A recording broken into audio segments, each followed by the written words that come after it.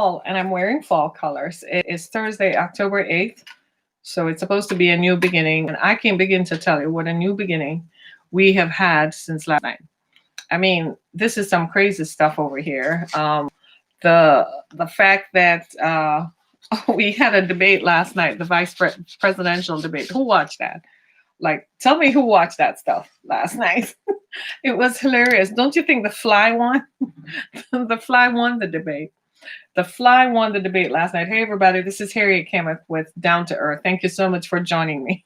It's Thursday, October 8th, and it follows on the day after the vice presidential debate that was just out of this world. The internet remains undefeated. I mean, if you were watching the debate last night and you were not on Twitter at the same time, you missed the entire debate show. It was not just a spectacle, it was hilarious and entertaining all at the same time. I mean, who needed Netflix or Comedy Central or The Late Show or any of those shows forever? I mean, I was just taken aback. And then during the course of the debate, while the political discourse was going on, a fly landed on Vice President Mike Pence's head. Oh my Lord. And the fly sat there. It sat there like it sat there. And the internet went crazy. It was just so unbelievable. And I can't begin to tell you that personally. I laughed. I haven't laughed that much for so long that it was refreshing to remember that I could actually find my vocal cords to laugh, everybody. It was just so crazy. So thank you so much for tuning in and joining us. And today we have something else to talk about and to laugh about. And it is that we talked recently about Rachel Dolezal, part 2, where Rachel Dolezal is a white woman who pretended to be a black woman for many years and in fact became president of the local chapter of the NAACP chapter in Washington State. Well, following up on her, a couple of other people seem to like the idea of pretending and posing to be black. So we did a story a couple of weeks ago on Jessica Krug, who is a professor at George Washington University and who too pretended to be black when in fact she's white. Well, of all the things that could have happened last night, just before the debate started, I was on Twitter and came across this story about a white male professor in New Hampshire, of all places, who pretended to be a black woman on Twitter. So he created a profile on Twitter and pretended to be a black professor, a black female professor, called himself a woman of color, and was on Twitter, while at the same time in his skin, he's a white male professor.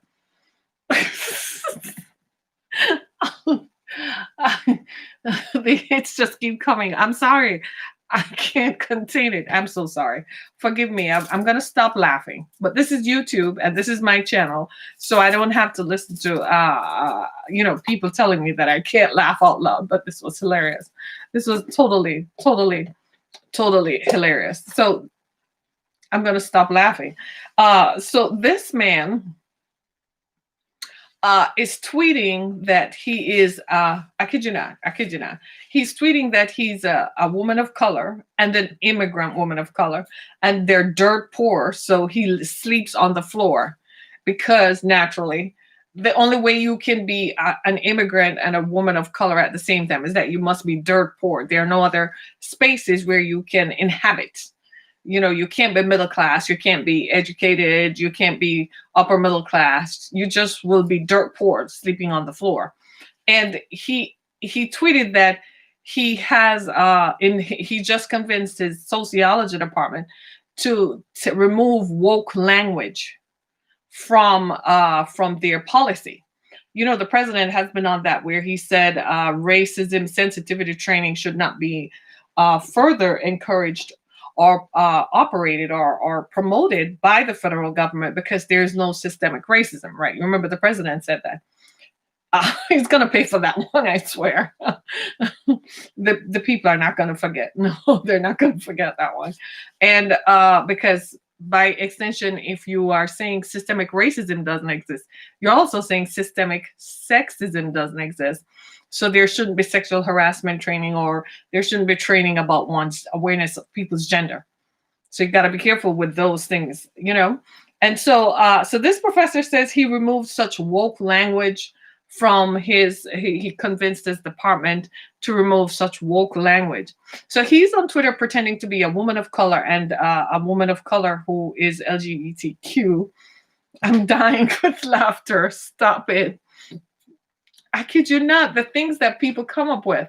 And it makes you wonder, what is it about blackness and being a person of color that makes people want to appropriate that color? They're not the first one. They're not the only ones. I found some other cases. There are at least 4 or 5 other cases of people. In fact, the woman who headed up the Black Lives Matter movement in Indiana, she's white, but she had pretended to be black. Yeah, until she was bought out and they found her birth certificate, which her parents list as white and list her as being white. And it's like, what is going on? So the real question is, what on earth is going on with this blackfishing, the appropriating of black culture, and for white people to take it on and inhabit spaces that black people should operate in, but taking it on and as if they are black, while being able to promote, and it's all for self-promotion, you know. It's all for them to gain attention, because that's really what this guy was doing. He was a professor, because he's now on leave. So I hope they eventually relieve him of his duties, because he made fun of people of color and our plight, and especially women, right? And he is using it to promote himself, because it turns out his brother actually owns a brewery. So how they caught him was he tweeted a picture of his brother to his 13,000 followers under the guise of being a woman of color. And the same tweet appeared on his personal page. And so people started putting it together and began to realize that the language is similar and the bio sounds similar. So they put it together. And whilst the university is investigating it, it is ongoing and continuing. So do you all see what I'm saying? Do you see what I'm saying here? What I'm saying is that we've got to be really, really, really, really be on our guard, because in the virtual world, on social media, this is why I like to follow verified accounts. Yeah, because at least you know that somebody has done the background and done the background check to make sure that people are who they say they are. This is why some of us, like myself, who are content creators, are very careful about what we put forward, because it represents not just our brand, but it represents the person. So I'm very careful about what I tweet, what I retweet, what I say, because it's a direct reflection of me and my thoughts, my thinking, and my position on the issues. But when you look at, when it comes to, I'm not going to laugh. I'm trying real hard not to laugh. But when you look at a white person wanting to be black, it doubles the mind, because why would you want to do that? To me, if you're white, you obviously have advantages that are not given to the rest of us who are born in the skin that we're born in. And if you don't believe me, all you need to do is look at the debate last night. In the debate last night, Kamala Harris, who is a sitting US senator, was bulldozed by a white man who is the vice president, who cared not about her gender, didn't even care about her personhood, that she's a woman. He didn't care about any of that. All he cared about was he talked over her, he talked over the moderator, and just kept talking and talking and talking. He didn't answer the questions. Okay, so he doesn't have to answer the questions directly. That's a political ploy. But he kept talking over her even when it wasn't his turn to. And when she told him to stop, when the moderator told him to stop, that it was someone else's turn, he just kept talking and talking and talking. His tone and his manner to Kamala Harris was patronizing. You know how that is. All of us as women have endured that. And you have somebody like Megyn Kelly saying, take it like a woman, don't make faces. And I'm looking at her like, is that what you do when your husband is being patronizing to you? Do you take it like a woman, Megyn? Do you just, how does that look? Depends on what you're working with, because I don't know about you. Because some of the stuff we women have to work with, I don't know if you can take it like a woman. But this is an echoing theme, where people who are privileged, the privilege of walking around every day in your skin, knowing that all the social, cultural, political, and economic advantages of walking around in your skin are available to you. And when you choose to, you can switch it off and put on a whole different persona that has nothing to do with who you are born to be. I'm sorry, my skin is a little dry, right? I'm like that baby you saw on Twitter yesterday who has a whole jar of Vaseline near them and who is just simply using a whole jar of Vaseline. By the way, Vaseline, I've been using it for more than 20 years on my skin. I kid you not. Vaseline petroleum jelly, I use it at nights under my eyes and around my eyes and my laugh lines. I've been using it for 20 years, hence the reason why my face looks like I have fillers in, but I actually don't have fillers. Right? The Vaseline. Every night, just put it on and it takes care of it. Just disappears into your skin when you wake up in the morning. There's no residue on your pillow. I guarantee it. It just doesn't do that. Right? But can you just imagine? Can you just imagine the privilege of being able to walk around, right, in your skin and to be able to say, well, I am white, so I can pretend to be black if I want to, and then when I'm ready, I just switch back over. And I know some of you are probably saying, well, Harriet, what's wrong with that? What isn't wrong with that? The cultural appropriation, number one, and number two, the disingenuousness of it. Seriously? You're going to pretend to have a lived experience that is not common to your survivability. Being white is your survivability. That means you will survive healthcare. You will survive all the systemic racism and issues that are associated with being a person of color. Just because you're white, you will survive it. But you choose at the same time to just, I'm sorry, it was totally hilarious. The gentleman's name is Craig Chapman. I kid you not. And there are like several cases of this. There's another one, Black Lives Matter activist, uh, uh, who suddenly just decided she's going to come out and say she was found out. So when you look at these kinds of scenarios, you have to ask yourself, what is it about the Black experience that makes people want to be Black? I don't know. I don't know. I don't know. And the man he looks like a regular white guy, right? It's just something that seems to be happening a lot. His name is Craig Chapman, and this is his name. He tweets under the name @piney_the, and he rails against the left, transgender, and even people of color. He calls himself the science femme, who purported to be a professor. And this is what he said. He said, I was successful in killing my department's woke statement on recent social unrest. He called it a toxic ideology that cannot be given an inch. Can you believe that? He said he boasted that he removed all woke terminology from the statement, including anti-racism, white supremacy, white privilege, and claims of systemic racism. And so people said, you know what? And then he would tweet things like, I'm a woman of color, and so on. He claimed to be an immigrant woman of color who grew up in poverty, sleeping on a dirt floor. And he also targeted real women working in science. Now, he teaches chemistry at University of New Hampshire. And that's impressionable, isn't it? That's a sad commentary. He teaches chemistry. So he's already white. Then he's white male. And he is a professor who teaches chemistry. Tenured professorship, something that is often denied to people of color, especially Black women. Tenured professorships are often reserved and retained for white professors of both genders, and often not given space. Black women and Black men are often not given space as professors in academia. And yet this white man, who already has the natural advantage of being white and being white male, chose to pose as a woman of color on Twitter just so he can take advantage. and make fun of the experience of being Black in America and being a Black woman.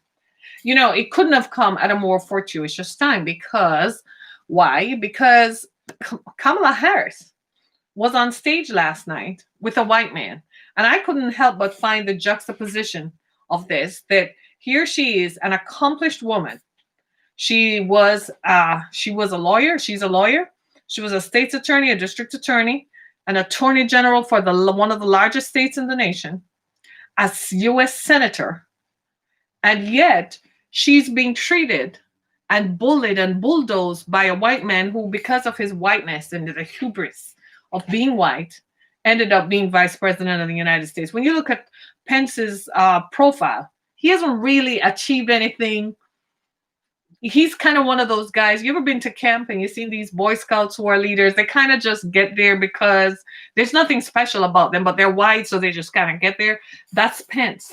But he's sitting to someone who has been stretched and tried by the adversity of being a woman of color and being a descendant of immigrant parents, and having to walk and navigate through those spaces. Everywhere she has turned up, she has had to realize that she's walking in the skin of a person of color, and that's often derided against in our society. And yet she has overcome that and accomplished that. And yet she's being bulldozed on stage. And you have other women who I think are envious because they can't hold a candle to her and they can't walk in her shoes. They can't, they never accomplished what she accomplished. They could not walk in her shoes. They don't have the intelligence to command a stage and to have people who are world's leaders respect you enough to dare negotiate and debate with you. Not just to be an interviewer because you're given a set of talking points. Let's just be clear. Being an interviewer, though heavily lobbed by some people as if that is a great accomplishment. Let me just tell you how it works. They give you a set of questions prior to, and those questions are agreed upon by both sides. So you have strict parameters within which, and certainly people who, the more well-known the person is the more the questions are even set upon. So it's not some random thing like I'm going to interview and just ask you what you want. No. When I have guests on my show, I tell them what I want to talk about. I agree upon it. They're my guests. So I want them to show them in the best light. So you look at other women are looking at Kamala and they're just flat out envious that she gets to ride around with security detail. They may have to pay for security detail in their fields that they're doing if they want to appear and show up looking important. The next thing you know, she's going to be vice president, which means she rides on Air Force Two. The second, she's going to live in the Naval Observatory. That's where she's going to be. She's going to get the role of being second in command of the United States. That's powerful. So a lot of people, other women are looking on and they're like, as usual, the racism jumped out. If that were to be given, what they really are saying is, I'm jealous that she has so many accomplishments that she could do it. That's one. And number two, they're just jealous that it should be given to a white woman. Which one of you chicks out there could really hold it down and debate like that? Which one of you? You've got to understand that the tide has changed. And whether you like it or I like it, the times that we live in determine what is chosen from us. We live in a day and time when enough is enough, that too many people of color have been derided against and stomped upon and locked up in cages and beaten and shot in their homes and have had their necks knelt on, have been robbed of their ability to defend themselves in criminal justice systems in the poorest states in the nation. The times have changed. The times are screaming out, let my people go. It's letting the people go so people can ascribe and ascend to positions such as what Senator Harris has ascended to. She didn't get there because she was just sitting there one day and, just because I'm white, I'm just going to get there. No, she worked her way out for that. She didn't get there because they looked around the room and they're like, there's another white girl, bring her up here. No, she got there because she had to work for it. She had to put up with a lot of stuff. Don't think that when you look at her smiling last night, that she wasn't aware of the stakes, how high the stakes were. And yet you have this white male. Now imagine having had to live in the skin that Kamala Harris has lived in, and you have a white male who has the privilege of switching his skin off and literally taking on a whole persona of a lived experience that he has no equanimity with. He cannot ever compute what that feels like. Well, that is exactly what is happening here. And when you ask us, well, why do we get offended? This is why. Because you choose to switch it on if you want to, because really, you don't want the true experience of being Black. You couldn't handle discrimination in housing. You couldn't handle discrimination in education. You couldn't handle discrimination in healthcare. You could not handle discrimination in the criminal justice system. How would you like it to look across the country right now and realize that the businesses that are mostly closing are mostly Black businesses? And that a lot of these are mom and pop shops, a lot of these are restaurants and so on. I feel for some people who operate, our favorite eateries, that's where you would just go in because you just like the atmosphere that they create in there. You stop at the neighborhood juice bar because you just like the folks in there and you like how their juice tastes. All of those businesses are going out. And you realize those are the issues that are in front of us, that the care that the president received at Walter Reed Hospital is not available to the general public, that many people with coronavirus go into hospitals and don't make it out because they don't have access to that kind of medicine, because their insurance won't cover a medicine that is still under development at $3,500 per vial. 35 a vial is like maybe less than 2 ounces. That is what is at stake. So this is why, when we used to talk about this, we used to say, well, all these people say they're positive with the coronavirus, but then they survive and overcome. That's because they were getting this experimental drug. Now, because it's experimental, the real truth is you really don't know what the full-time side effects will be, but in the moment, your antibodies kick in and your body develops an antibody to overcome the virus and starts working along with that. That's what they're hoping for in the case of the president. The problem is the president is 74. I do have had some experience with this because the same thing happened with mom. So I know I've been told how these things work, and it didn't work to her benefit at all. But you look at this and you have to say, you find yourself saying to yourself, can we just stop the madness for a little bit? Can we focus on the real issues of making sure Breonna Taylor's killers actually get the justice that they deserve, which is to pay some time for that? Can we at least have some modifications done to the criminal justice system where you don't just go on a no-knock warrant and knock on people and just walk in, and just start shooting people up? How about not pulling people over by the color of their skin? There are plenty of white people who drive around with their tags out of miss, who didn't pay their insurance, who have DUIs, who do things they shouldn't be, probably have a couple human trafficking victims locked up in their trunk, certainly are headed to a basement party where there is more of that. And nothing ever gets done about those things, the inequities in the system. You pull over people and you find them with an ounce of weed because it's recreational, and all of a sudden they're a drug dealer because they just shared it with someone else. The penalization of some of these crimes is unheard of. But you pull over a white kid who has 20 grams of weed that he's about to really distribute to his friends at a party and make some money on it, but he doesn't do time. You just say, "Hello, son, just go home and just chill for a bit. Don't say anything. We won't write up a report or anything." But a black kid does not get the same treatment. He's actually given time and called a drug dealer, and his life is forever ruined.